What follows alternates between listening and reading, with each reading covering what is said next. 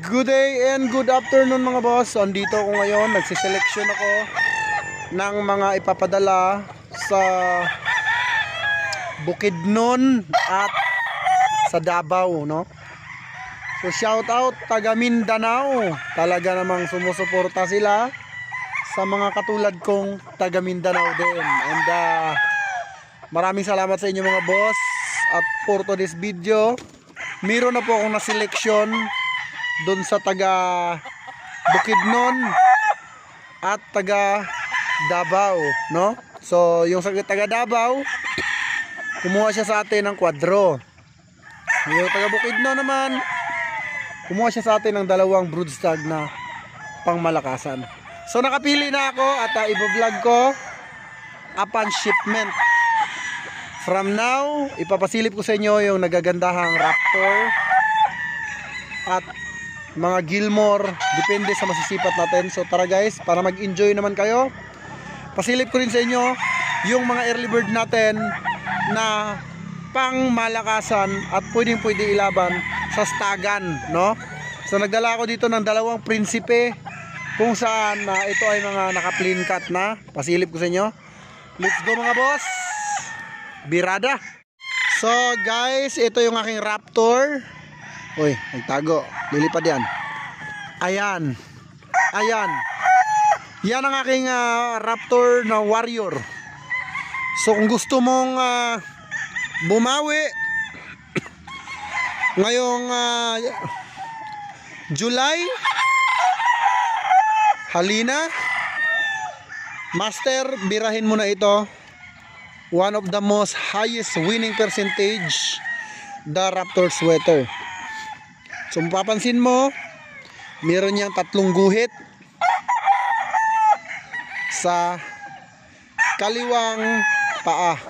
That means yan ay selection as a fighter. Ang ganda niyan guys, oh, ang liit ng ulo niyan. Okay, so ang dinala ko dito na fighter ay dalawa lamang para naman para sa ating mga OFW na mga gustong bumawi this coming early bird season. Basagan ng pula. Ito ang aking Raptor sweater. Ano offer ko sa inyo? Ilaban nyo at makikita nyo yung kanyang power. Then ito naman yung isa pang Raptor pa din. Kung mapapansin nyo guys, puro Raptor ang sinushow ko ngayon, because I will show you kung gaano nga ba kataas ang winning line ng ating Larry Romero Raptor. Yan, tignan nyo yung buntot niya, pahaba na. So naka clean cut, contender as fighter.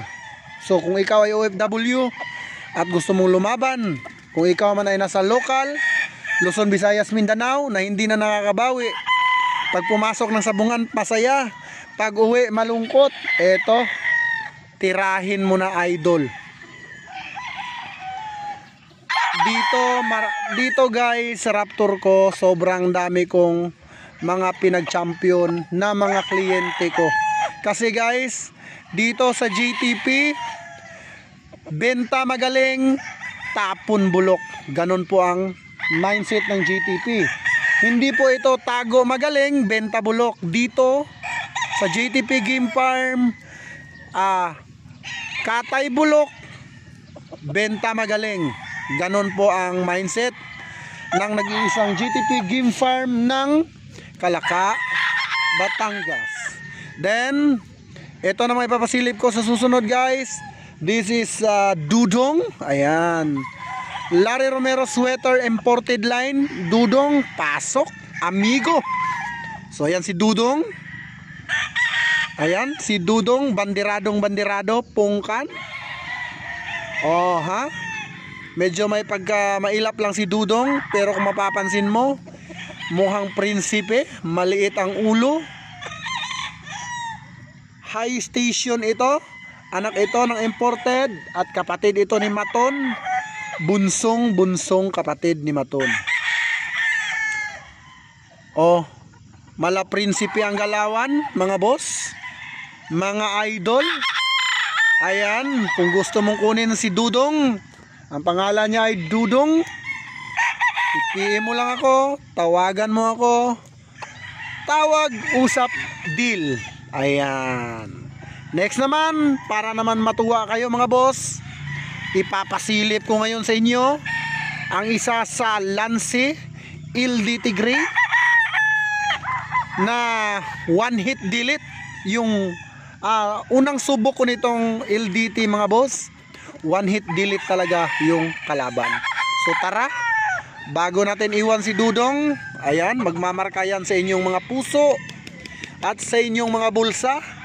Si Dudong ang pambansang Raptor ng Kalaka, Batangas. Tara, let's go sa LDT Gray. Siyempre guys, we are here of our extension area. At kung mapapansin mo, padami tayo ng padami, hindi tayo paubos ng paubos. Because dito guys sa JTP Game Farm ay unstoppable and unlimited breeding. Before that, ipapasilip ko naman sa inyo ang kapatid ni Dudong. Kapatid ni Dudong, ayan mga idol, siya ang kapatid ni Dudong. Raptor sweater, throwback, golden Raptor. Ayan, ang pangalan niya, siya si Mario. Bakit ko siya pinangalan ng Mario? Isa po siya sa pinakamabilis at pinakamalupit pagdating sa cutting. So kilala nyo ba si Mario guys? Super Mario.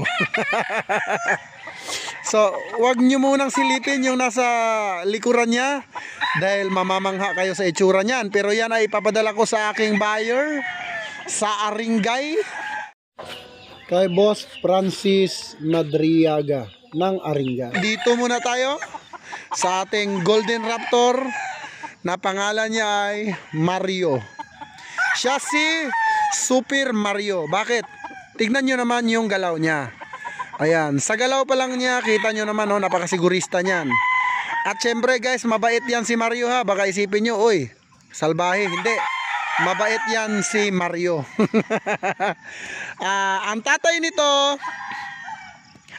nito is yung 4 times winner na nabili ni Boss Arnold. Ayan, siya po si Mario, isa po yung Raptor. Throwback to throwback po yung kanyang magulang, kaya ayan po yung itsura niya. Now, i-mine si Mario.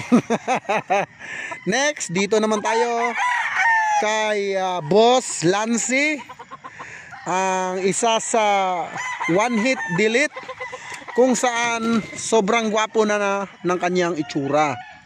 So ito, tinabi ko talaga ito para dun sa buyers ko from Pangasinan, kay Boss Francis Madriaga ng Aringay, Pangasinan. Bossing, big shout out. Ito yung tinago-tago at tinabi-tabi ko talaga para sa'yo dahil napakalupit mo. Wala nang maraming satsat. Pag sinabing bayad, on the spot, bayad agad. So yung buyers natin from Pangasinan guys, yun yung nauuna yung bayad bago bili. So ganun po siya. Kaya syempre si JTP, magpapatalo ba si JTP sa seleksyon? Ay inang, ayaw kong mapahiya sa Pangasinan dahil napakadami kong buyer dyan. Ay inang. So tawagin nyo siyang Manong Lansi. Ayan, siya si Manong Lansi guys, ang isa sa pinakagwapong LDT Gray at may sukat na mid to high station. At syempre, one of the most gwapo at magaling. Ayan, LDT Gray F1. So yun lang. At bukas mga idol, pag hindi umulan, kasi maulan talaga dito ngayon, ay marami pang pasabog ang JTP Game Farm. So kung mapapansin nyo, ngayon po ay 6:30 PM in the evening. So ngayon lang tumila ang ulan, kaya ngayon lang nakapag-vlog. Siyempre mga boss, sa mga kasama nating sabongeros dyan, always take care of yourself. Ayan, laging mag-iingat, laging tatandaan, ang buhay ay weather lang. Kung ikaw ngayon ay may pera, sa susunod na kabanata baka maubos. Kaya ibili mo na ng manok.